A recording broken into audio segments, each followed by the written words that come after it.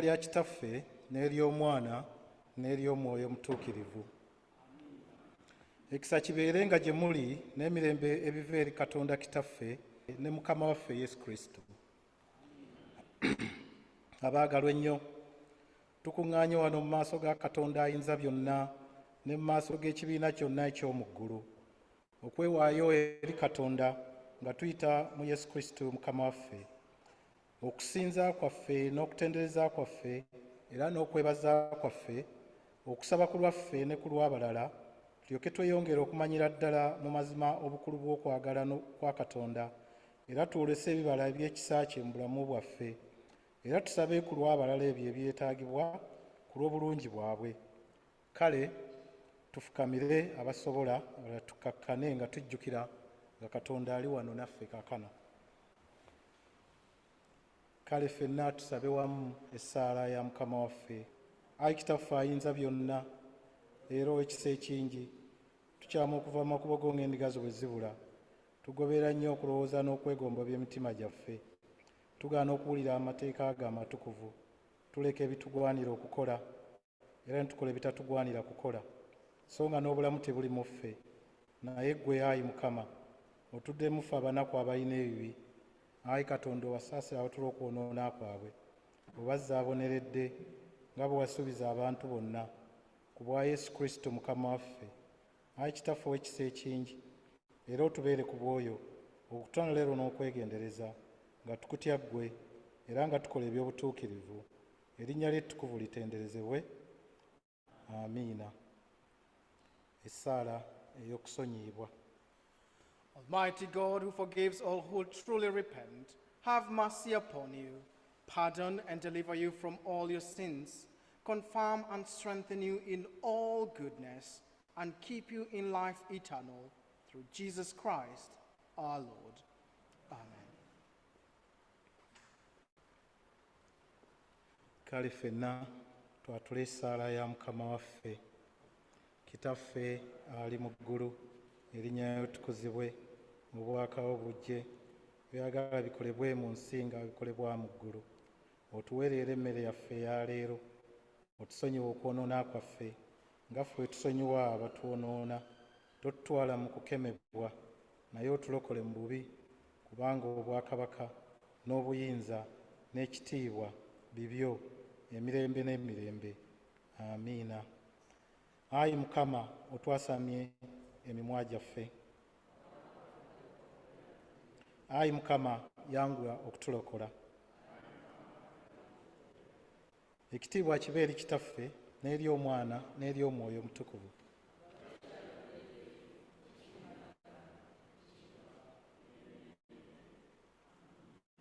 Mutendereze Mukama.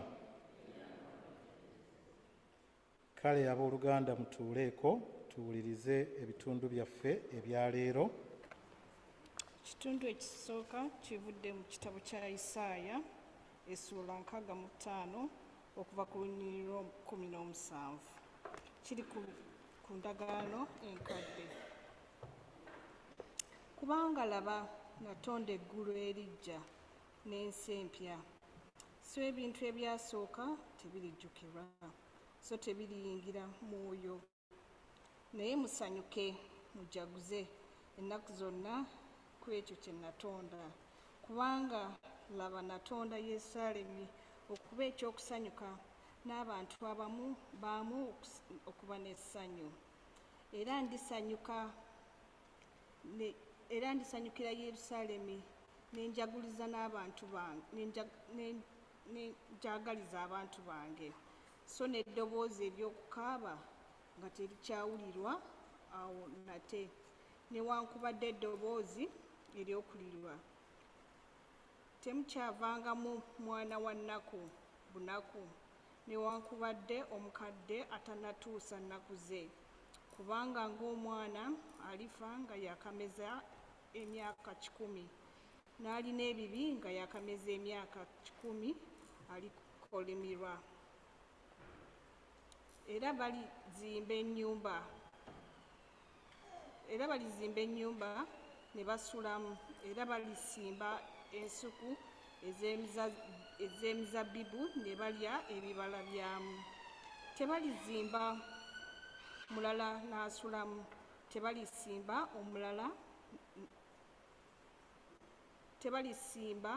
omulala n'alya, kubanga ng'ennaku ez'omuti bwe ziba, bwe zityo bwe ziriba ennaku z'abantu bange n'abalonde bange abalibaawo, era nga balirya omulimu gw'engalo zaabwe. Munsonyiwemu. Tebalikolera bwereere mirimu, so tebalizaala baakulaba nnaku, kubanga ly'ezzadde lyabo abaweebwa Mukama omukisa, n'endya yaabwe yawamu nabo. Awo olituuka nga tebannaba kuyita, ndiyitaba, era nga bakyayogera ndiwulira. Omusege n'omwana gw'endiga binaaliiranga wamu, nga n'empologoma bw'eneeriiranga omuddo gw'ente, n'enfuyufuyu n'eneebanga emmere y'emisota. Tebirirumwa so tebirizikirizibwa ku lusozi lwange lwonna olutukuvu, bw'ayogera Mukama.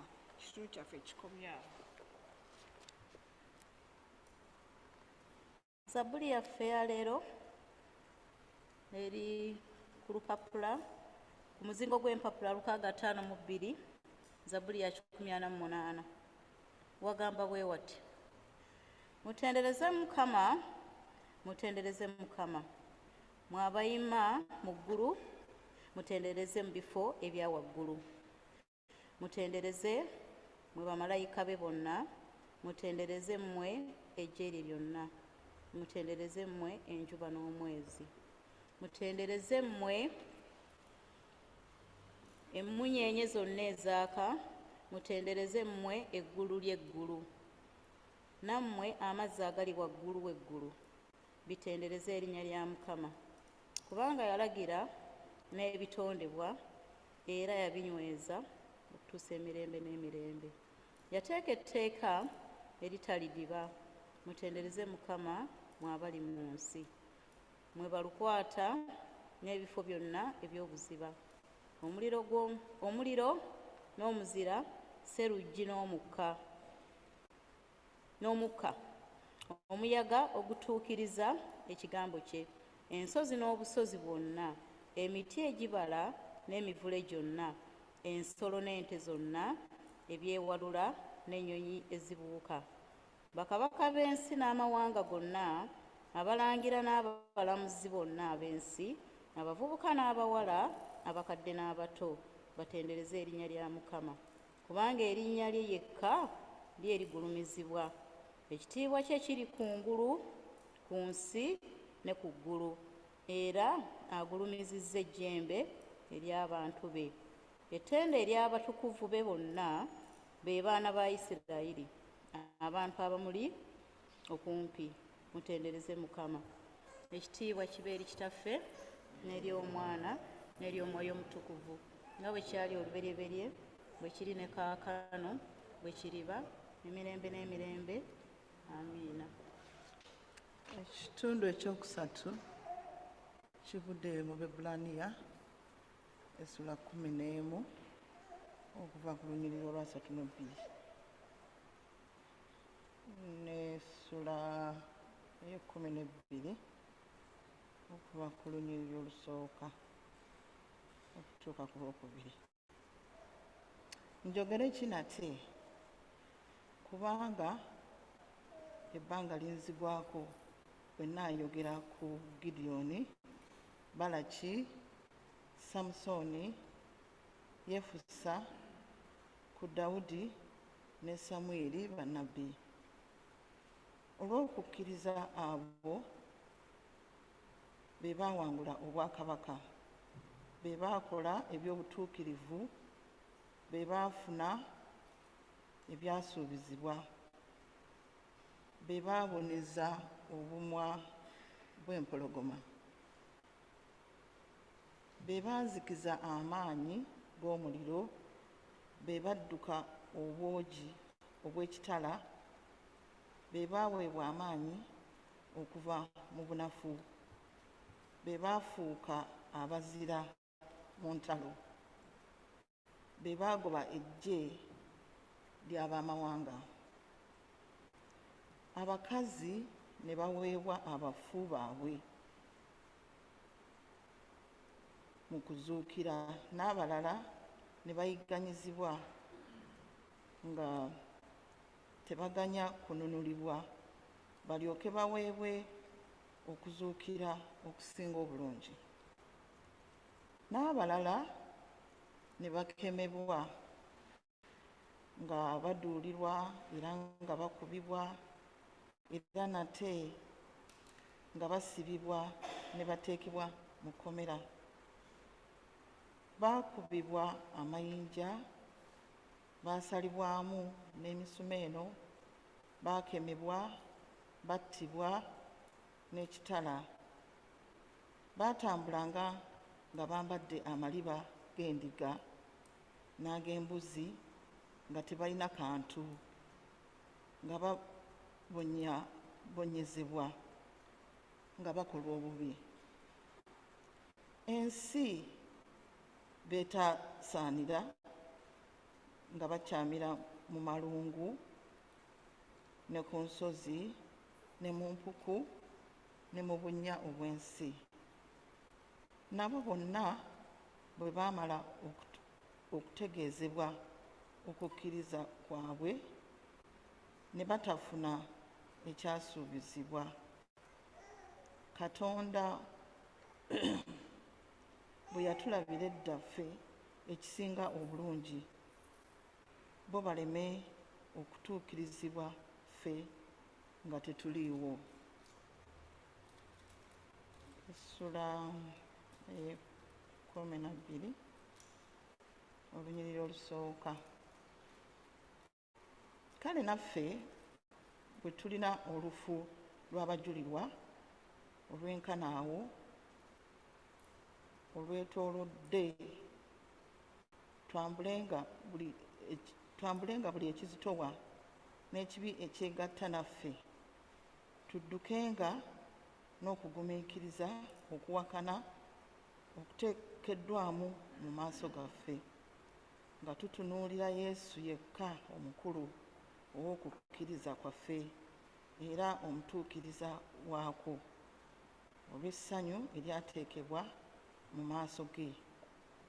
Eyagumiikiriza omusaalaba ng'anyooma ensonyi n'atuula mukono ogwa ddyo ogw'entebe ya Katonda.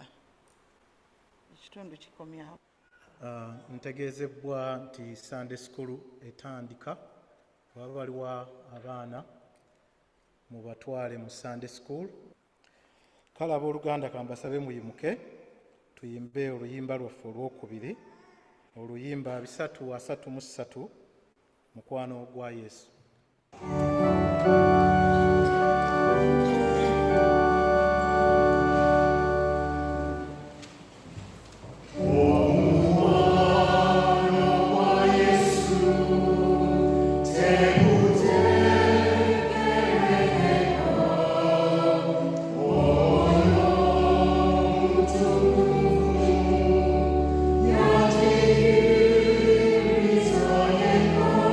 Yeah.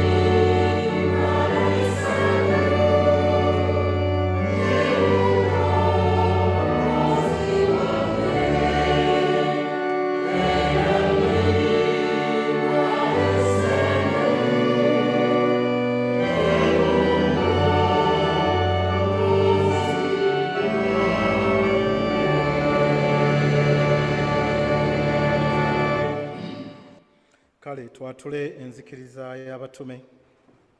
Nzikiriza Katonda Kitaffe Ayinza Byonna, Omutonzi w'eggulu n'ensi, ne Yesu Kristo Omwana we omu yekka Mukama waffe, eyazaalibwa omuwala atamanyi musajja Maliyamu, eyali olubuto olw'Omwoyo Omutukuvu, n'abonyaabozebwa ku mulembe gwa Ponsiyo Piraato, n'akomererwa ku musaalaba, n'afa, n'aziikibwa, n'akka emagombe mu bafu, olunaku olwokusatu n'azuukira mu bafu, n'agenda mu ggulu, atudde ku mukono ogwa ddyo ogwa Katonda Kitaffe Ayinza Byonna, naye alivaayo okukomawo okusala omusango gw'abalamu n'abafu. Nzikiriza Omwoyo Omutukuvu n'Ekkanisa entukuvu ey'abantu bonna era ebuna wonna, n'okussa ekimu okw'abatukuvu, n'okusonyiibwa ebibi, n'okuzuukira kw'abafu, n'obulamu obutaggwaawo. Amiina. Mukama abeere nammwe. Ayi Mukama atuddiremu. Ayi Mukama otusaasire. Ayi Mukama lokola abafuzi baffe. Yambaza abaweereza abo obutuukirivu. Ayi Mukama lokola abantu bo. Ayi Mukama otuwe emirembe mu nnaku zaffe.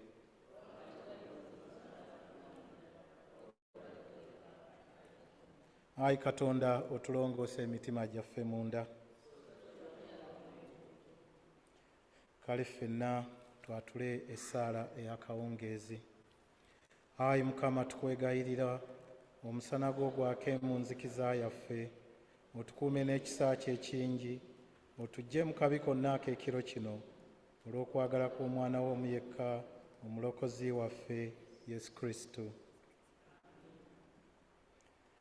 Ekisa kya Mukama waffe Yesu Kristo n'okwagala kwo Ayi Katonda n'okussa ekimu okw'Omwoyo Omutukuvu bibeere naffe ffenna emirembe egitaggwaawo. Amiina. Kale abooluganda mukkakkane tweyongere okusaba. Tweyongere okusaba. Mukama waffe omulungi, tukwebaza olw'ekiseera kino ng'otukuŋŋaanyiza wamu olunaku luno olwaleero. Tukwebaza ebyo byonna by'otuyisizaamu. Okusinga ennyo tukwebaza olw'obulamu bw'otuwadde. Tukwebaza olw'okutukuuma n'okutulabirira. Era ng'abasobodde okujja wano Mukama tukwebaza, kubanga waliwo bannaffe abatasobodde kujja olw'engeri emu oba endala, abalala nga balwadde, abalala nga tebasobodde olw'ebigenda mu maaso mu bulamu bwabwe. Mukama tukwebaza olwa byonna buli omu by'omuyisizzaamu ali wano. Era mu kiseera kino Mukama twebaza olw'Ekkanisa yaffe eno. Twebaza abakulembeze baffe n'okusingira ddala Reverand waffe James, n'abaweereza abalala nga mwami Mukiibi ne famire, n'abalala bonna Mukama bakola omulimu gw'obuvunaanyizibwa okutwala Ekkanisa eno mu maaso. Tukwebaza olw'omulimu gw'obakozesezaayo Mukama, era yongera obakozesa Mukama. Obayoko Omwoyo Omutukuvu Mukama abeere nabo, abakulembere mu buli kimu. Byonna obuweereza bwabwe Mukama busobole okuba nga bukola ekyo Mukama by'oyagala tukole. Era Mukama mu kiseera kino tuwaayo abaana baffe. Mukama abaana baffe nga bali mu nsi eno ng'ejjudde enkyukakyuka nnyingi, nga basobeddwa Mukama, nga naffe tusobeddwa ng'abazadde. Ne Mukama tubateeka mu kifaananyi kyo, mu mikono gyo, kubanga nabo wabateeka mu nsi muno Mukama, ate wabatondera mu kifaananyi kyo. Mukama balungamye. Omwoyo Omutukuvu oyo Mukama gwe wagamba okutulekera, kubanga wagamba nti siribaleka ndibalekera Omwoyo Omutukuvu. Omwoyo Omutukuvu Mukama abeere n'abaana baffe, abakozesa ebyo Mukama ebisaanidde okukolebwa, abajja mu bitasaanidde kukola, kubanga bingi ebibatwala Mukama mu nsi muno, nga balimbibwa ebyobutaliimu Mukama, nga babalaga ebitasaana Mukama, naye nga baliwo okubabuzaabuza Mukama, okubajja amakubo gaagwo obutuukirivu. Kyetuva tukwegayira Mukama, gwe wakyusa emitima Mukama, kyusa abaana baffe, obalage ekituufu, n'okusinga ddala bakumanye era bakutegeere, bamategeere nti Mukama wootali tewali kisoboka. Era Mukama naffe ng'abazadde twewaayo mikono gyo Mukama, naffe otukozesa emirimu gye tusaanidde okukola okugunjula abaana baffe n'okubamanyisa Katonda n'okubawa obujuliro ebyo Mukama by'atuyisizaamu, nga Mukama tubalaga ebyo ebisaanidde, Mukama nga tukola ebyo ebisaanidde mu maaso gaabwe, tusobole okufuuka ekyokulabirako gye bali, Ayi Mukama. Era tukwebaza Mukama n'olw'abazzukulu b'otuwadde, n'obogenda okutuyongera okutuwa Mukama. Bonna nabo tubateeka mu mikono gyo Mukama mu kiseera kino. Nabo nga Mukama twagala obbateekateeka, nabo bakumanye bakutegeere, naye nga kijja kusinziira ku bazadde bakuffe bajjajja b'abaana. Mukama kye batukusaba otuluŋŋamye, oggule amaaso gaffe tweyongere okulaba bye tutalaba, tweyongere okumanya bye tutamanya, Ayi Mukama. Kubanga watugamba nti mumpite nange n'abayitaba n'abalaga byonna bye mutamanyi ne bakisiddwa Mukama. Kyeva tukusaba Mukama oyongere okutulaga era oyongere okutumanyisa. Tuwaayo abalwadde Mukama bali wakati mu ffe, abo bonna Mukama balumizibwa endwadde ez'omubiri n'omwoyo, abo Mukama nga tubateeka mu mikono gy'abali mu malwaliro, yongera okubajjanjaba, n'abali mu maka gaabwe Mukama. Omwoyo omutukuvu oyo Mukama abeere ku bo. Gwe Mukama gwakomyawo emmeme zaffe, Mukama akomyawo emmeme zaabwe. Beeyongera okukusabanga n'okutendereza n'okujjukira nti Mukama byonna gwe obimanyi era gwe byonna gwe obitegeera. Tusabira amaka gaffe, Ayi Mukama, tugateeka mu mikono gyo. Mukama amaka gaffe gateeke Mukama gabeeremu, omulabe Sitaani tumugobera wala, Ayi Mukama. Tweyongera okusabira abafiiriddwa, Ayi Mukama, nabo nga bali mu nnaku, nga bali mu kukaabira abantu baabwe ababavaako Mukama. Naye Mukama tukusaba gwe obawogomye, gwe obakubagize, kubanga Mukama gwe otuwa era gwe otuggyako Mukama. Lwakuba nti eky'okuvoirwako abantu baffe Mukama kyatulema okumanyira, naye Mukama tumanyi nti omanyi obunafu bwaffe. Kyeva tweyongera okusaba Mukama otuwa amaanyi, tweyongera okutambulira mu kwagalako, mu kukkirizako. Byonna Mukama omulabe Sitaani byatuteze Mukama obitegule, kubanga gwe tolina kyotamanyi. Era Ayi Mukama yongera okuggula amaaso gaffe ag'omwoyo n'ag'omubiri n'amatu gaffe Mukama, tweyongere okuwulira ebigambo byo n'okubimanya. Tukwebaza abantu bonna batubulira enjiri, abava mu bitundu ebitali bimu, ng'enjiri tugiwulira mu bifo bingi, ku masimu gaffe tuwulirako enjiri, abayimirira mu maaso gaffe ne batubulira enjiri Mukama n'engeri nnyingi. Ebigambo bye tuwulira Mukama bibeere nga bikola omulimu mu bulamu bwaffe, nga bikyusa ebikolwa byaffe. Ebyo byonna tubisabye nga tuyita mu nnyala Omwana we Yesu Kristo Mukama waffe. Amiina. Ekisa kya Mukama waffe Yesu Kristo n'okwagala kwa Katonda n'okussa ekimu kw'Omwoyo Mutukuvu ebeere naffe ffenna n'abaluganda bonna emirembe ekitaggwaawo. Amiina. Nnyabo weebale nnyo essaala eyo. Kaakati nga bwe tuteekateeka emyoyo gyaffe okuwulira obubaka obututeekeddwateekeddwa mukoddomi wange, manye abufumbye bulungi ddala era tubwesunga ssebo. Tujja kusigala nga tutudde, kwaya era naye erinayo akayimba akali special ketutegekedde kegenda tuyimbira. Oh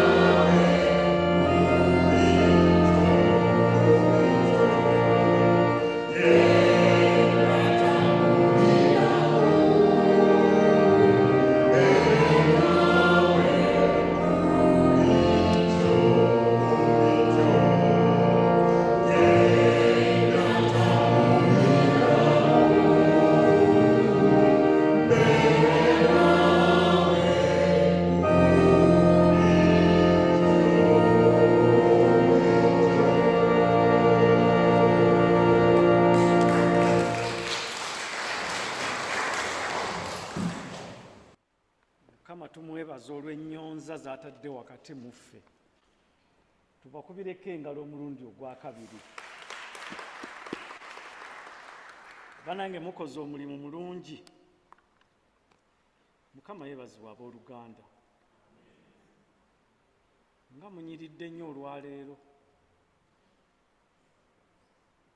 Nyaniriza ku munnaakulinaanya awo nti tusanyusa okukulaba.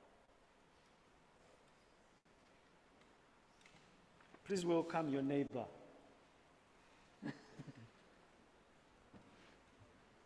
Amannya gange nze Bamundaga Vincent Mukiibi, nga nze leero Mukama gw'asiimye okutuwa ekigambo.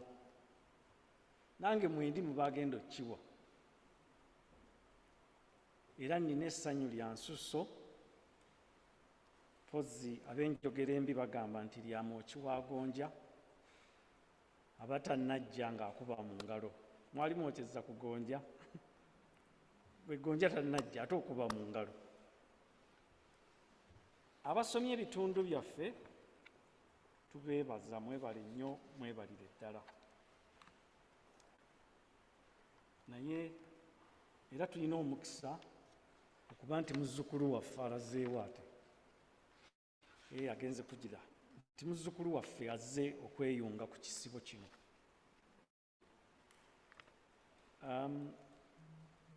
Nategedde luvannyuma nnyo nti muzzukulu waffe tugenda kubeera naye, osanga Mukama nandibadde mwegayirira obubaka ne buba nga buli ku ye. Naye kansuubire nti Mukama obubaka bwantadde ku mwoyo bunaatukwatako buli kinoomu. Tugenda kutunuulira ekitundu ekya Isaaya kye batusomedde wano. Isaaya 65 okuva ku lunyiriro lw'17 nga bwe kisomeddwa wano. Omanyi nze nzikiriza nti ebitundu bino bye baba batuwadde okusoma, Mukama aba ateeseteese tufune obubaka okuva mu bitundu ebyo. Era buli lwe nfuna akakisa ngezaako nnyo okubitunuulira, ndabe bubaka ki bwe tuyinza okugabana okuva mu byawandiikibwa ebyo. Okusookera ddala, Isaaya y'ani? Isaaya yali mutabani wa Amosi, ate nga Isaaya kitegeeza nti Mukama mulokozi. Isaaya yali nabbi w'amaanyi nnyo kuba yalaba bakabaka bana balamba. N'olaba kabaka ono, n'olaba taata we Elizabeth, n'olaba taata we Elizabeth, n'olaba Elizabeth, n'olaba Charles, n'olaba ne anaasikira Charles. Simanyi ani anaamusikira kubanga obulamu buzibu. Tuyinza okuba nga tulowooza nti omulangira ow'e Wales agenda omusikira, naye ng'enteekateeka za Mukama ndala. Twabiraba e Iraq ne tubiraba e Libya. Baali bategesa abasika, naye ebyo biriba bya lunaku lulala. Naye Isaaya yali musajja mulanzi. Katuddeko emabega okuva ku lunyiriro lw'16 wagamba bwe wati: eyeesabira omukisa mu nsi kyanaavanga yeesabira omukisa eri Katonda ow'amazima.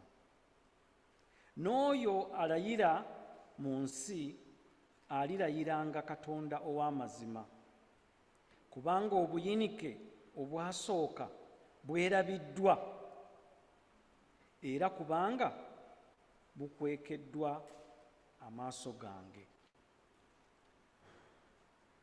Abaganda bagamba nti zikusooka ne zitakuva nnyuma, nti obuyinike obwasooka bwerabiddwa. Waliwo omuyimbi omu bwe nali nkula bamuyitanga Fire Lutaaya, n'endooza yali yayimba dda, ne we nakulira yali yayimba dda. kuba bagamba nti balinga mu Cranes band. Nze ne Auntie Edith ffe tugijjukira ffekka mmwe abalala temugimanyi. Naye Fire Lutaaya yagamba nti gwe baaba alina obuzibu, kola nnyo. Abaasookayo olikola ki? Olibasanga. Ekitegeeza nti wano mu kaseera w'oli olina embeera gy'oyitamu, naye waliyo bali abakola ki? Abaliyo already. Yakugamba nti abaasookayo olikola ki? Olibasanga, toggwamu ssuubi. Naye ekifaananyi Nabbi Isaaya kyasiiga nakyo kiri mu luserwero. Katusome Olunyiriri lw'17. Kubanga laba ntonda eggulu eriggya n'ensi empya, so ebintu ebyasooka tebirijjukirwa, so tebiriyingira mu mwoyo.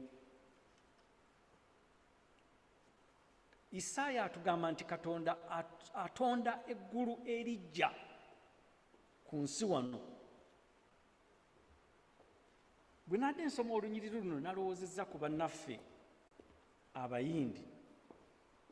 Omanyi bulijjo tugamba nti Amiini yagoba Abayindi. Era bw'obeera wano, bw'oba tofaayo nnyo ku byawandiikibwa, bw'oba tofaayo nnyo ku history, oyinza okulowooza nti Amiini ye yasooka okugoba Abayindi. Naye Amiini agenda okugoba Abayindi nga Kinyatta yabagoba dda. Si kyekyo? Kinyatta yali yabagoba dda. Era Abayindi abaagobwa e Kenya buli kimu baakireka ne balinnya ennyonyi. Naye ndowooza Kinyatta ina engeri gye yakikolamu, amawulire ga wano ne gatakijajjatta nnyo, ne gatakiyitiriza nnyo nti agobye Abayindi. Naye bajjajja ba Sunaka baavaayo nga tebalina na kintu kyonna kye balina, naye nga balina essuubi nti Katonda abatondera eggulu erijja abatwala mu Yerusaalemi. Kubanga agambye nti ebyasooka tebirijjukirwa. Gulooza Abayindi abaagobwa e Kenya bakyajjukira nti baagobwa e Kenya? Kati be basalawo bamuyita foreign aid, anaagenda e Kenya. Sunaka yamusalawo. Ayinza okugamba nti kaakati bali babadde babawa biliyoni 4 nja bawa 10, ate nga mwe mwabagoba e Kenya. N'Abayindi be twagoba e Kenya, e Uganda, Museveni asiiba wano ng'abeegayirira. Ab'enjogera embi bagamba asiiba ajja with a begging bowl, ng'abaleebeeta. Naye nga twabasuuza ebintu byabwe byonna. Abamu baana bato ne bajja na buddole, buli kimu ne bakireka. Naye Katonda Omulamwa agambye nti tebirijjukirwa, so tebiriyingira mu mwoyo. Bw'olowooza ku Bayindi abali e Canada, basomesa, basawo, bagagga, omanyi waliwo enjawulo wakati w'okubeera rich n'okubeera werethe. Bintu bibiri bya njawulo. Bano bali werethe, bayina amakampuni, bayina amafactory, tusiiba tubeegayirira bakomewo. Naye Katonda yagambye nti ebyo byonna ebyasooka tebirijjukirwa. Naawe nkukakasa mwana wa Katonda ali wano, bw'oba olina ebyasooka nga byasoba tebirijjukirwa. Katonda akutondera eggulu erijja n'ensi empya. Eyo18. Naye musanyuke mujagulize ennaku zonna ekyo kye ntonda, kubanga laba ntonda Yerusaalemi okuba okusanyuka, n'abantu baamu okuba n'essanyu. Abaganda bagamba ekitatta muyima tekimumalaako nteeze. Nti abayintu bano bonna abaagobwa ne baleka ebyobugagga bwabwe, Katonda yabatondera Yerusaalemi omujja. naawe nkukakasa bw'oba oyita mu mbeera eyo Katonda akutondera Yerusaalemi ki? Kubanga Yerusaalemi omujja atondebwa kusaba n'okukola ennyo. Nze maama wange atera nnyo okuŋŋamba nti hard work always pay. Ate abo bonna bonna abakola ennyo be bazimba kuzimba, manyi kigambo ekyo nkijje butereevu mu Luzungu. Bw'okola ennyo weeyongerako, you build. Tuli ffenna katweyongereyo tulabe. Era ndisanyukira Yerusaalemi nenjaguliza abantu bange, so eddoboozi ery'okukaaba nga terikyawulirwa omwo nate newankubadde eddoboozi ery'okulira. Golooza bano abasajja bataata ba Sunaka bakyeraliikirira nti baafiirwa ebintu.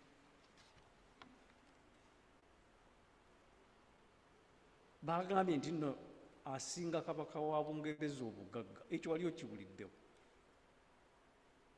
Kuba ffe eri ewaffe gye tuva beene nannyini ttaka. Obeera otya n'ettaka nga gw'osinza beene? Sunaka amusinza.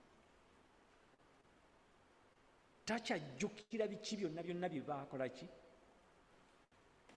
Bye bajja nabyo, bye baaleka. Wano batugamba baaliwo mu early 60s nga tewaaliwo bukoona shops. Ate no nange siri wadda nnyo, ndi wa myaka nga 3 emabega. Ffe bwe twajjirawo n'emyaka nga 3 emabega nga amaduuka tegaba maggule ku Sande ne ku Saturday, ng'era bwe waba tewaguze butungulu ba ssaawa nga 8, Maama Kaggwa ndowooza ojjukira, ng'omanya ennyama ya wiikendi ojja kulya nga temuli butungulu. Naye kati abayindi batadde amaduuka kati galina 24 hours. Wano walingawo edduuka limwe Nobulawo baaliyitanga 7-Eleven, oba mulijjukira, baagamba nti oba lyali Abanigeria.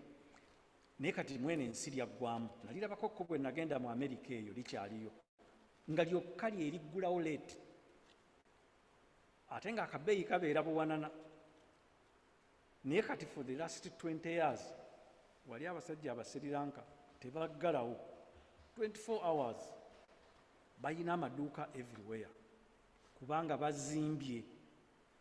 Katonda yabaleeta mu Yerusaalemi waabwe. Mbuuliza mukwano gwo nti gwe Yerusaalemi ali mu maaso g'omulaba. Yerusaalemi omulaba, kubanga ayinza okuba nga Yerusaalemi yamukuleetera ng'abamu munansonyiwa nange ndi musabi, naye abantu abamu Yerusaalemi Katonda amubaleetera ne bagenda ne basaba Monday to Sunday, naye nga ate Katonda yabaleetera Yerusaalemi nga abagambye n'okubagamba wano mu byawandiikibwa nti bwe mumala okukola muleete mu yeekaalu yange. Kyokka gwe ebyokukola wabivaako, ne ku Sande ekiwamu eky'ekkumi kikulema okuleeta kubanga obeera mu kusaba. Naye ng'ekyo Bayibuli si kyegamba, kubanga Bayibuli egamba nti Abaleevi si be baabeeranga mu Kkanisa ababuulira enjiri, banaalyanga ku bya mikono gyammwe. Kakati muganda wange babiryako ddi ng'ate naawe osiba mu Kkanisa?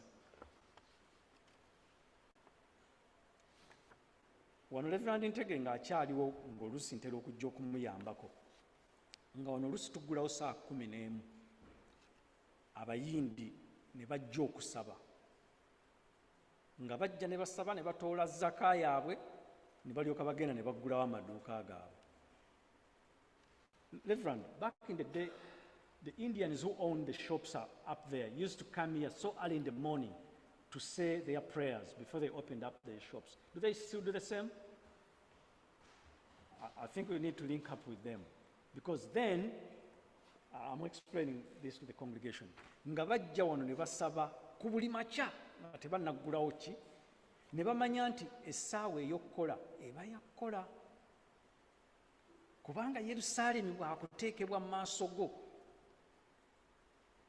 emmere bagiteeka mu maaso go okujjako ng'oli bebbi nga muzzukulu wange, bw'otagirya era balowooza nti tayagala, nga bajja nga bagijjawo. Katweyongereyo. Olunyiriri olwabiri,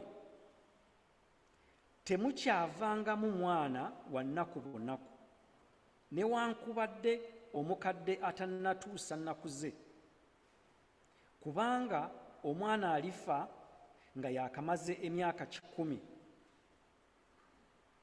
n'alina ebibi nga yakamaze emyaka 10 alikolimirwa.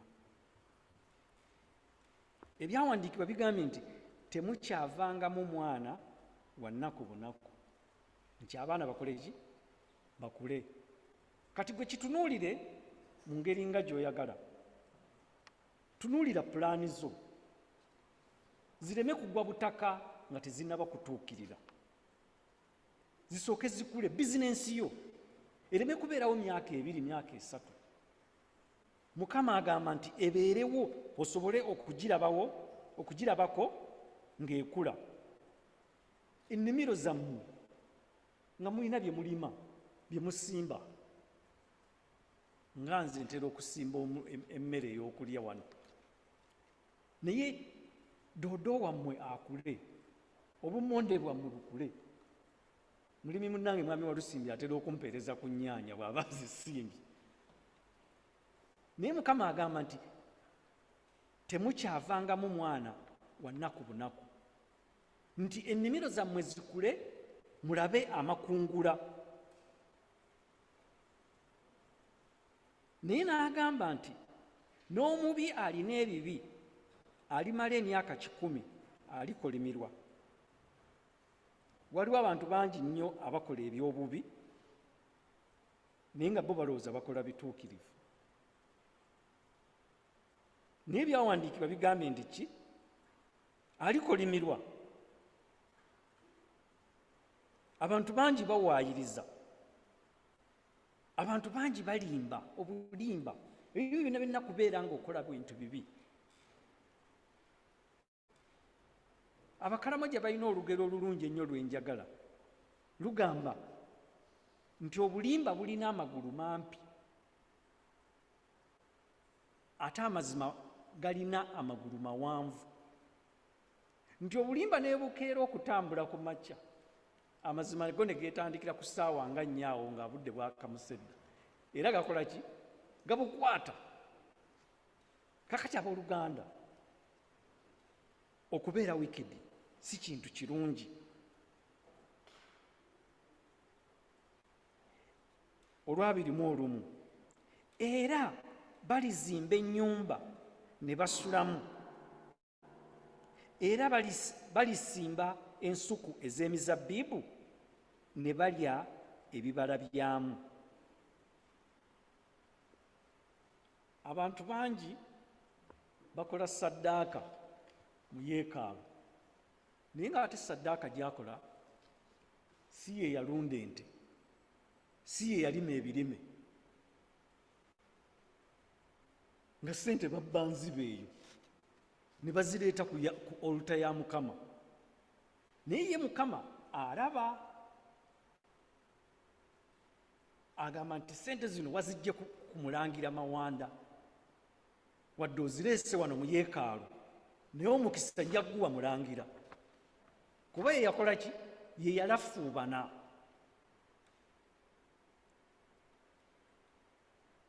Toyinza kukwata bisolo bya muntu bye yalunda gwe n'obitwala ku oluta okubiwaayo nga ssaddaaka, kubanga Katonda ffe tumuyita liiso ddene. Okiwulira? Kambasomereko ko wano mu Samwiri ekyolubereberye essuula ye15. Katonda yasindika Sawulo agende atte abantu bonna mu ntalo basobole okuba nga ssaddaaka. Buli kintu kyonna ekiramu Katonda n'amugamba akole ki? Agende akitte. Naye sijja kubasomera wonna, naye wano ku lunyiriri olw'omwenda Samwiri Katonda yamutuma ewa Sawulo, naye Sawulo n'abantu be ne basonyiwa Agagi. Agagi yali kabaka naye yali alina okuttibwa, n'endiga ezisinga obulungi, n'ente n'ebyassava n'abaana b'endiga n'ebirungi byonna, ne bagaana okubizikiriza ddala. Naye ebibi byonna n'ebitaali bya muwendo ebyo ne babizikiririza ddala. Naye nga Katonda ye yali ayagala ebintu ebyo byonna bikole ki? Bisaanyizibwewo. Naye Sawulo yakola ki? Yagaa nti ekyo kisava, tukireke, tujja kyetaaga eri. Naye baali bateekateeka okukireeta ku oluta ya Katonda. Katusome olunyiriri olw'14 olw'13. Awo Samwiri n'ajja eri Sawulo. Sawulo n'agamba nti, oweebwe Mukama omukisa, nkoze ekiragiro kya Mukama. Olaba Sawulo bw'alimba nti nkoze nga Mukama bwe yakoze eki? Bwe yaŋŋambye. Naye ng'ate si bwe yali akoze eki? Awo Samwiri n'ayogera nti, okuba ejjagala kuno okw'endiga okuli mu matu gange makulu ki? Owooluganda, wayinza okuba nga waliwo okuba ejjagala okuli mu matu ga Katonda ng'olina ky'okweka. Oyinza okuba okweka kulimba, okweka kuwaayiriza, osobole okufuna advantage. Oyinza okuba nga tolina bulungi mazima. Kwe kuba ejjagala Samwiri kwe yawulira. Katweyongereyo wano.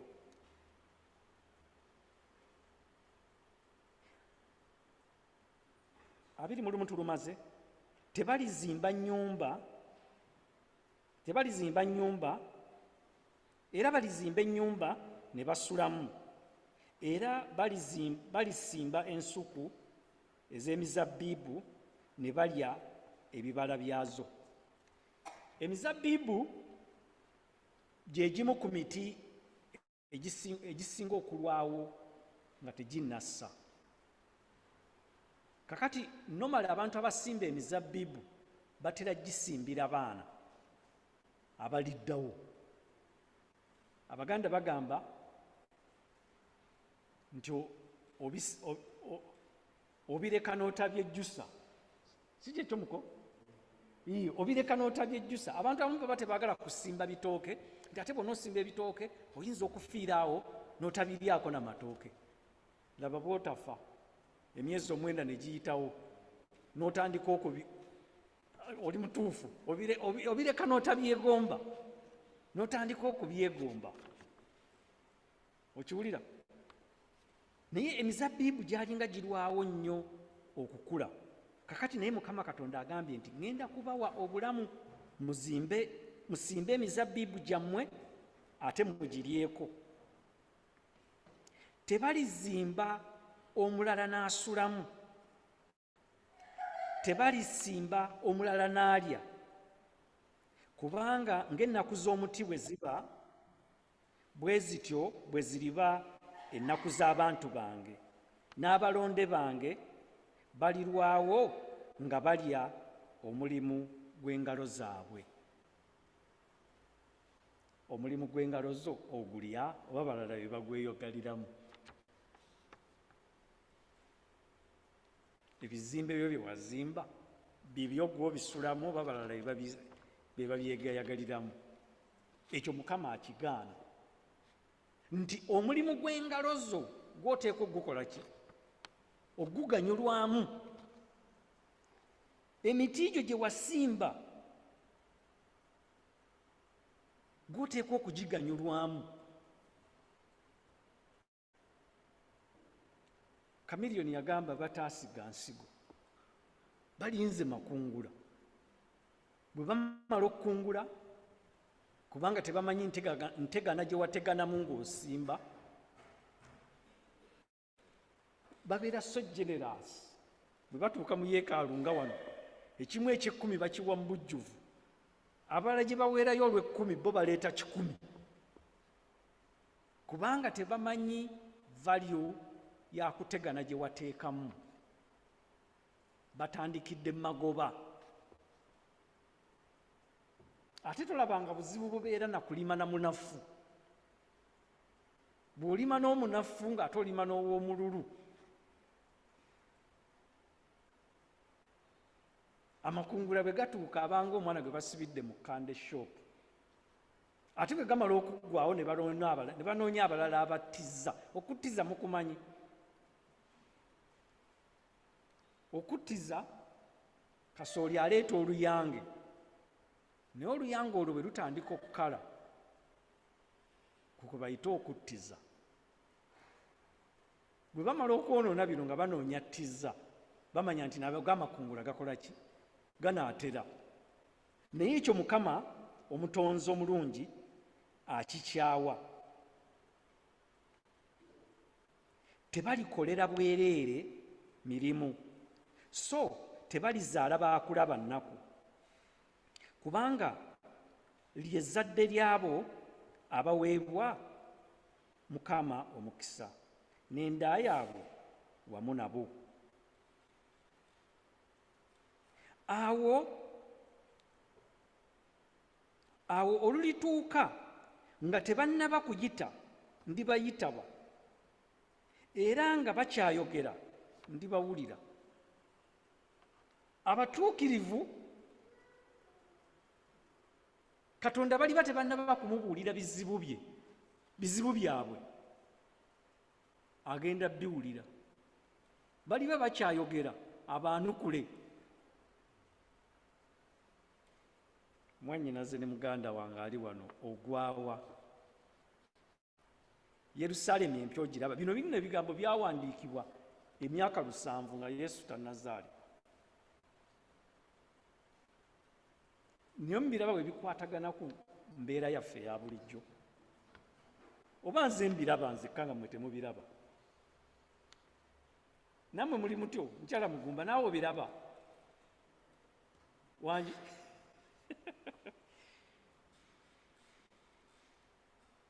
Omusege n'omwana gw'endiga biririiranga wamu, n'empologoma eneeryanga omuddo ng'ente, n'enfuufu y'eneebanga emmere y'omusota. Tebiriruma so tebirizikiriza ku lusozi lwange lwonna olutukuvu, bw'atyo bw'ayogera Mukama. Olusozi lwa Mukama olutukuvu lwe luluwa? Mbuuliza mukwano gwakulinaanyaawo Oluganda nti oli ku lusozi lwa Mukama olutukuvu kw'oli? Olusozi olutukuvu kwe kubeera n'amazima.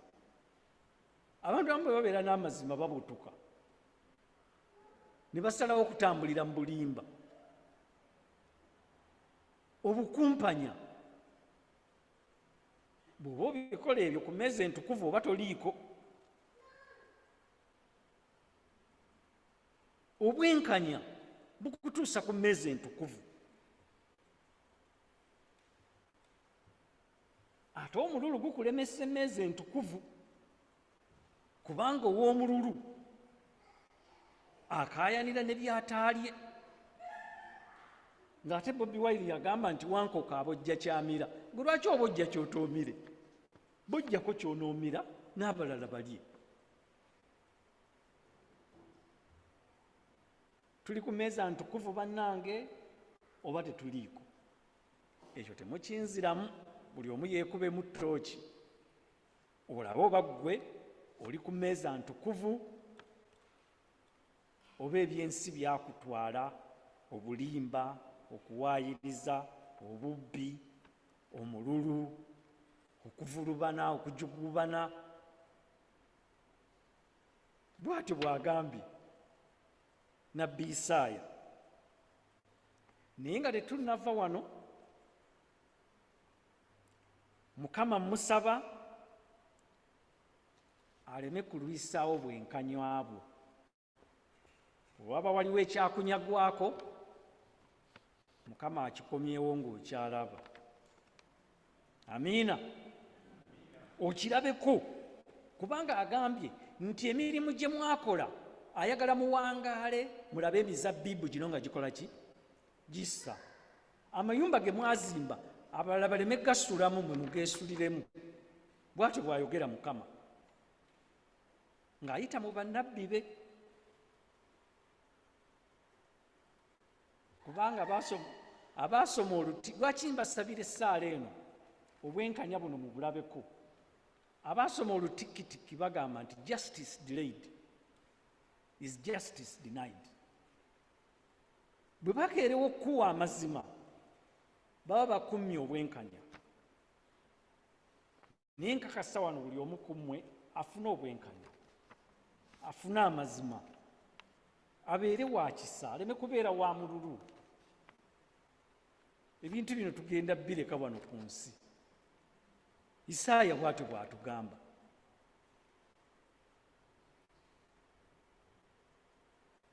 Kubanga ne Yesu naye eno mu ndagaano empya eyo sijja kugendayo olwaleero. Baamubuuza nti kituufu okusasula omusolo? Naga nti ebya Kayisaali byaki? Buli ekiri due to you kibeere due to you. Naye abantu baleme kubeera mululu, kubanga akugambye nti okolimiddwa bw'obanga okola ebyo. Era n'akugamba nti tojja kuyingira mu kibuga kipya, kubanga abantu kigenda kubeera kyakusanyuka na kusanyukiramu. Mukama abampeera ennyo omukisa, kansuubire nti enjiri eno erina kyekugasseeko. Buli muntu yenna ali omu buzibu, nsaba Mukama amusisinkane abeere muwanguzi. Ataddeyo wa Mukama yeebaze. Mukama abawe nnyo omukisa.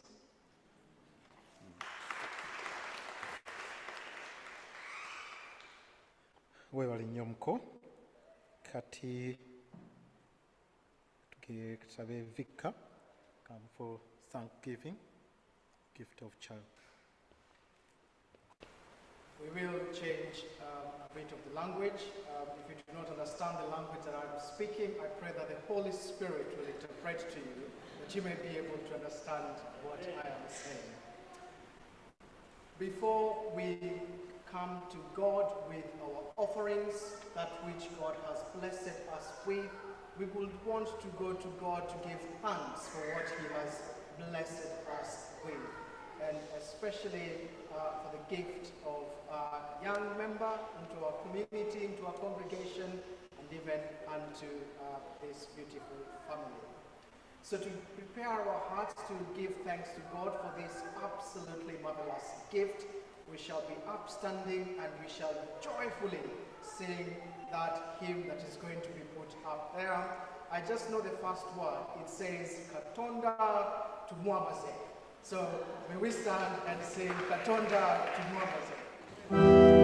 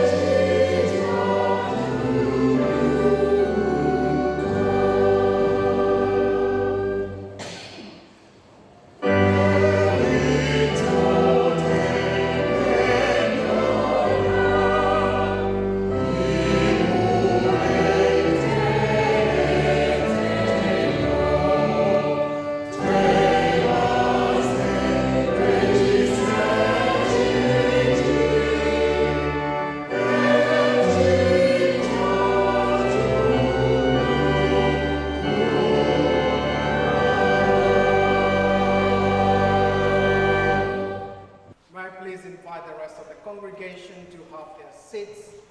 Words of what I'll be saying will be appearing on the screen that is behind me. If you will join me in saying the words that are in bold, that will be absolutely lovely. So brothers and sisters, we are gathered in the name of Jesus, who was born to be our Savior, Christ the Lord. We welcome you. Grace, mercy, and peace of the Lord be with all of you. We are here today to give thanks for this child, with his family and friends, and to support his parents in their responsibilities with prayer and love. God became one of us in Jesus and understands all that surrounds the arrival and upbringing of children. It is God's purpose that children should know love within the stability of their home, grow in faith, and come at last to the eternal city where his love reigns supreme. The works of the Lord are great. His mercy endures forever. Mary gave birth to a child and called him Jesus. He will be called the Prince of Peace. Let us pray. Loving God, you hold all things in life and call us into your kingdom of peace. Help us to walk the path of your truth and fill our lives with gratitude and faith through Jesus Christ our Lord. Amen. We shall now hear a reading from Psalm 127. The reading from Psalms 127. Unless the Lord builds the house, the builders labor in vain. Unless the Lord watches over the city, the guards stand and watch in vain. In vain you rise early and stay up late, toiling for food to eat, for he grants sleep to those who he loves. Children are a heritage from the Lord. Offspring a reward from him. Like arrows in the hands of a warrior are children born in one's youth. Blessed is the man whose quiver is full of them. They will not be put to shame when they contend with their opponents in court. This is the word of the Lord. So this is a question to those who are gathered at the front, who have come to support the family. Do you receive this child as a gift from God? We do. Well, I'm glad you do. I was worried you might say something else, but I'm glad you do. Do you wish to give thanks to God and seek his blessing? We do. Therefore, let us pray. God, our Creator, we thank you for the wonder of new life and for the mystery of human love. We thank you for all those support and skills surround and sustain the beginning of life. We thank you that we are known to you by name and loved by you from all eternity. We thank you for Jesus Christ, who has opened to us the way of love. We praise you, Father, Son, and Holy Spirit. Forever. Now, what name do you give this child? Arlo Ray Senior. Arlo Ray Senior Kwagala. Let us pray. As Jesus took children in his arms and blessed them, so we now ask God's blessing on Arlo Ray Senior Kwagala. Heavenly Father, we praise you for his life. Surround him with your blessings, that he may know your love, be protected from evil, and know your goodness all the days of his life. And we all say together, may he learn to love all that is true, grow in wisdom and strength, and in due time come through faith and baptism to the fullness of your grace, through Jesus Christ our Lord. Amen. God bless you. Let us give him a round of applause. He's done incredible.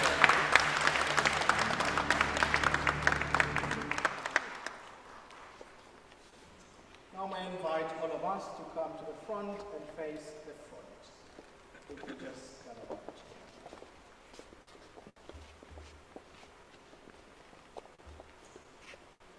May God, the Father of all, bless you, his parents, and those who take care of him, and give you grace to love and care for others. May God give you wisdom, patience, and faith. Help you to provide for this child's needs, and by their example, reveal the love and truth that are in Jesus Christ. Amen. Of course, we have prayed for wisdom. We have requested that you support Arlo in his upbringing. We have prayed that you would prepare him for baptism. Of course, that's a very momentous task. And sometimes one might wonder, where should I begin? Well, I have a starter book for you, for where you should begin. I'm going to give you a gospel of St John. This is part of the Bible. The Bible has so many books, so this is just one of them. So yeah, this is just a starter part, as I have said. So I hope that in due time we will go through all the other books, but here receive the starter part. So receive this book. It is a good news of God's love. Take it as your guide. And now to all of us who are gathered here, who have come to support Arlo and the family. Will you do all that you can to help and support Arlo's parents in the bringing out of Arlo? With the help of God, we will. You don't sound quite sure about that. I'm quite concerned about that. Could you try that again? Will you do all that you can to help and support Arlo's parents bringing up Arlo? With the help of God, we will. That sounds quite more convincing. And now to the entire congregation. Will you do all that you can to help and support this family? With the help of God, we will. Well, okay. Yes, it's getting late and it's quite dark out there. But I do believe that we are all going to support this family as they support and bring up others. So let us pray, all of us together. God, our Creator, we thank you for the gift of this child and trust it to our care.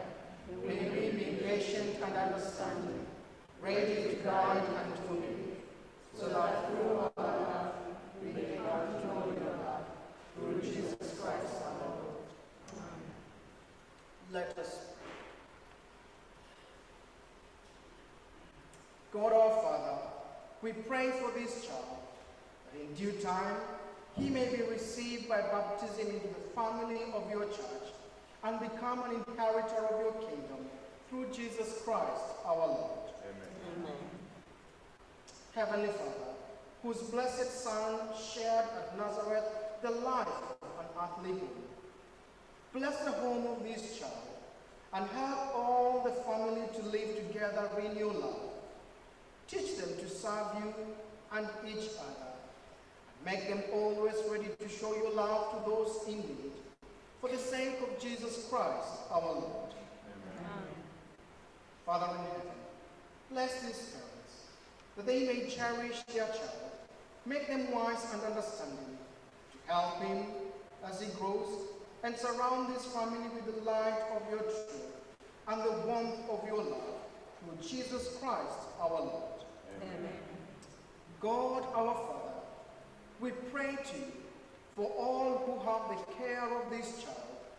Guide them with your Holy Spirit. They may bring him up in the ways of truth and love. Through their care, enable him to grow in grace and become daily more like your Son, our Savior, Jesus Christ. Amen. Jesus taught us to call God our Father, and so all of us who are gathered here, we have the courage to pray together in the prayer that our Lord and Savior Jesus Christ taught us. And we say together, Our Father who art in heaven, hallowed be thy name. Thy kingdom come, thy will be done on earth as it is in heaven. Give us this day our daily bread, and forgive us our trespasses, as we forgive those who trespass against us. And lead us not into temptation, but deliver us from evil. For thine is the kingdom, the power, and the glory, forever and ever. Amen. And now a blessing to all of you who are gathered here at the front. And may I invite the congregation, if you may just want to stretch your hands towards this family as we proclaim a blessing upon them. I will stretch just your hand and we bless this family together. The Lord bless you and watch over you. The Lord make his face shine upon you and be gracious to you. The Lord look kindly on you and give you peace. And the blessing of God Almighty, the Father, the Son, and the Holy Spirit be among you and remain with you now and days without end. And we all say the big Amen. Amen. Let us give them a round of applause to take their part. God bless you. Kale abooluganda kati essaawa eno katuweeyo ebirabo byaffe eri Mukama. Tulina engeri nga 3 ez'okuwaayo ebirabo. Account, osobola okuteeka ebirabo ku account, oba osobola okuwaayo ebirabo mu ngeri eya bulijjo mu kibbo, oba olina kaadi. Tulinawo kaadi machine wano. Kaadi machine nandikusabye bw'obeera oyagala kuwa bweyamo, lindako okusaba ku ggwe osobola okujja ku kaadi machine oweeyo obweyamo. Kuba obweyamo butwala akabanga nga oteekamu details. Naye bw'oba wawaayo dda obweyamo ku kaadi eyo gy'olina nga detail waziyingizaamu, awo osobola okukikola kubanga kyanguwa, eba machine ekyakujjukira. Nga tuwaayo ebirabo byaffe, tugolokoke abooluganda tuyimbe oluyimba 339 Katonda musumba wange.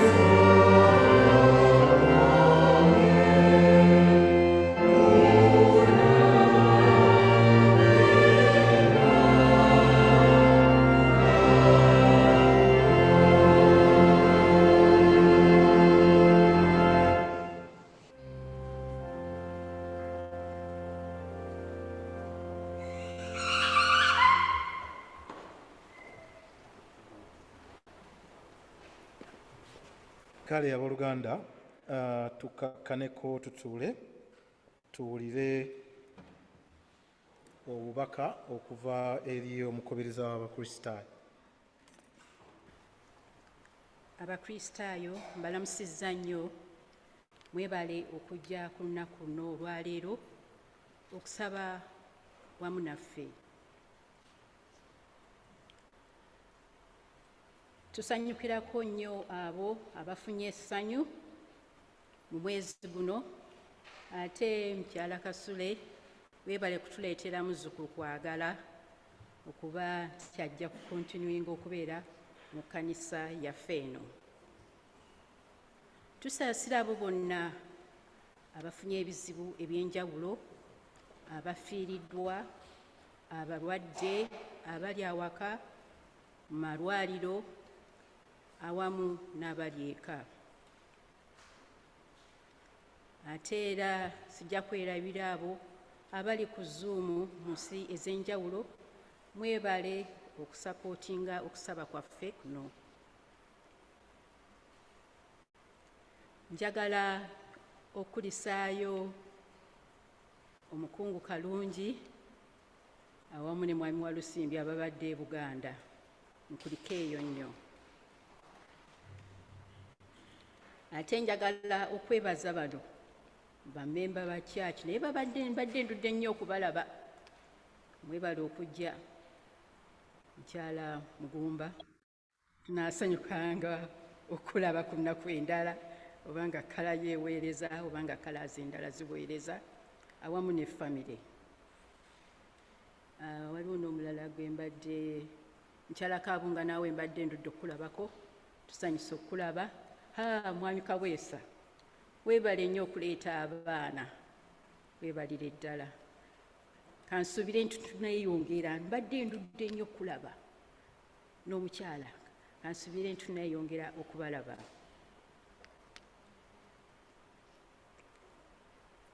Njagala okwanjula mwami Kawooya n'omukyala. Mwami Kawooya ni mukulu wa mukyala Edisi Kaggwa Sebo ye muto kale nsonyiwa asobeza kale sibonyumukako babalabe bava mu SDA Church e Uganda. Mwebale nnyo okujja, bwe mukomangawo era mutuulangaawo. Ebifo byammwe bijja kubeera reserved forever. Mwebale nnyo. Kakati njagala okubuuza eri abagenyi bonna abazze.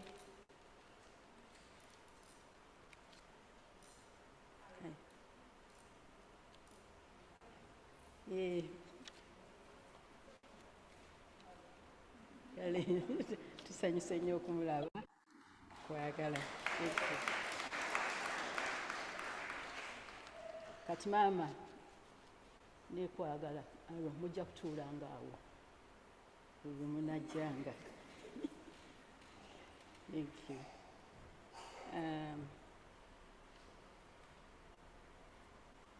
Kati njagala okwebaza nnyo omubuulizi waffe omwami Vincent Mukiibi. Weebale nnyo, obuulidde bulungi nnyo era kansubire nti ffenna tuligenda mu ggulu. Awamu n'akuyambyeko mwami William Engineer Sekubunga, weebale nnyo. Abannange ekwaya standards buli kiseera zeeyongerako. Buli lwe mujja ne mutuwaayo akayimba akapya kati n'ogamba kuba kali ke kaasinga oba kano ke kasinze. Mwebale nnyo, mwebalire ddala. Njagala okukubiriza abakristaayo mwenna mujoyininga ekwaya kubanga bwe tutabeera na kwaya okusaba tekunyuma. Njagala n'okwebaza omulanga waffe mwami Kyeyune, weebale nnyo. Mwami Kalanzi, weebale nnyo, weebalire ddala okubeera ku byuma ebyo kubanga bitwala omulimu munene nnyo okutegeka, ate okoledde nnyo ensi Buganda ne kyaki. Nze nkwebaza ku lwange, weebale nnyo by'okola, weebalire ddala. Mukama akwongere omukisa ne famire yo. Sunday school leero mwami Stephen Kafeero tasobodde kubeerawo. Twebaza mukyala omulongo Robina Babirye yalwanyiza Sunday school olwaleero. Bino birango amakungula, twalina amakungula Sunday yaggwa twafunamu paundi 4. Mwebale nnyo, mwebalire ddala.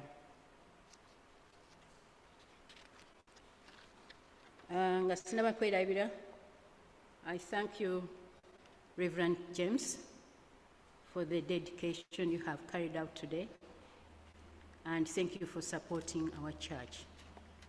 Thank you.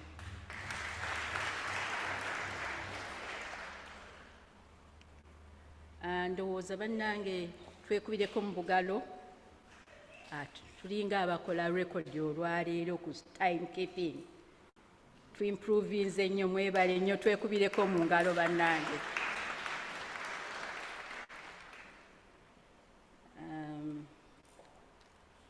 Asinaba kugira kakati abaweereza olwaleero Mako ababbulu, mwebale nnyo, mwebalire ddala.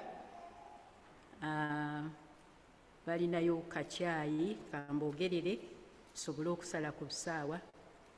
Ate bwe tunaaba tuli ku kacyayi tujja kwogera ku BMO.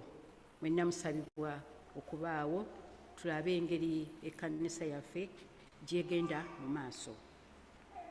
Mwebale nnyo, mwebalire ddala. Sunday nga 2 November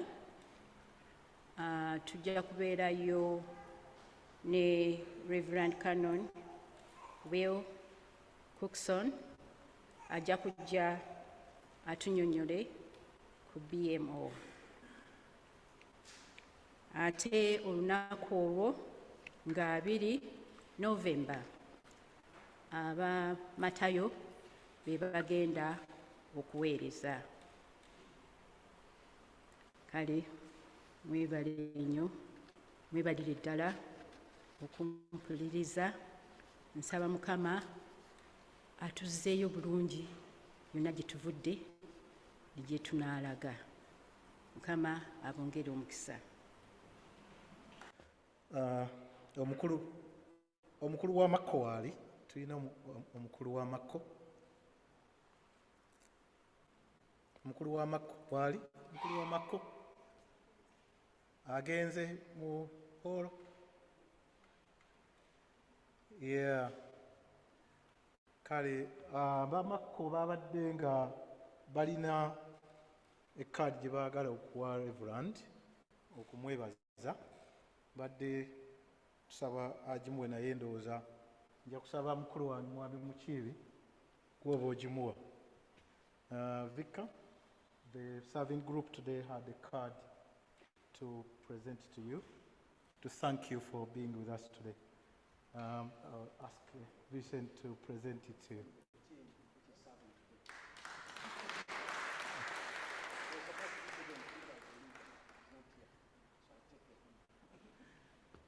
Okay.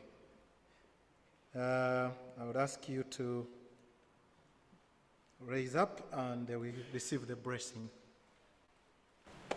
Before I proclaim the blessing, I first of all want to say thank you to Team Marco for that beautiful card, and also to say a massive thank you to all of us for being able to come and worship together with us. And also to even give thanks for Alu, our newest member, we believe, here at St Jude's. But we really want to give thanks to God for him and continue praying for his life. I'm sure there will be so many opportunities for us to be able to continue to gather and to meet, but I just want to continue asking you to put a few dates in your diary. 18th of December, not because it is the final of the Football World Cup and probably we might win it or not. It might come home, it might not, we don't know. But because on that day we will be having our carol service here at St Jude St Aidan's Church in the afternoon. Please put that date in your diary. You have just heard how amazing this choir is today. You can imagine how amazing they will be as they sing those carols and as their leaders sing those carols. You do not want to miss that. Please invite your friends, your families, your colleagues, your neighbors, anyone that you know, for us to come here and to celebrate together as we prepare our hearts for the birth of our Lord and Savior, Jesus Christ. And now for the blessing. The Lord be with you. The peace of God which passes all understanding, keep your hearts and minds in the knowledge and love of God, and of his Son, Jesus Christ our Lord. And the blessing of God Almighty, the Father, the Son, and the Holy Spirit be among you and all those whom you love, now and days without end. Amen. Kale nga tufundikira okusaba kwaffe kwa leero, tuyimbe ekitiibwa kyo kinene 287.